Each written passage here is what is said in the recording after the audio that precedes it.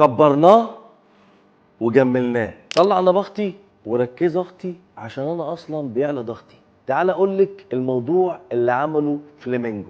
كلكم عارفين الكاتل الكابوتونيه من فلامينجو، الحجم بقى اكبر وكمان جملناه بالاستانلس من كل مكان فيه. بص اختي الخامه عامله ازاي، بسم الله ما شاء الله.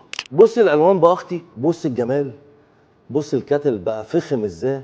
وده للعرايس حبايبي، ده بقى الرجالي بتاعتنا. وده الابيض اللي لونه يشد. وملحوظه مهمه جدا لاختي اللي هتستخدم الكاتل ده، اوعي تملي الميه بعد العلامه. مليتيها بعد العلامه دي الكاتل بيبوظ معاكي.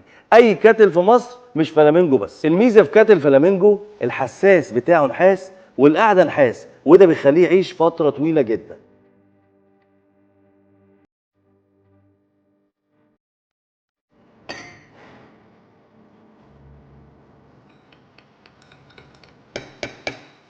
يا سلام، مع فلامينجو مفيش موضوع. للجودة أصول.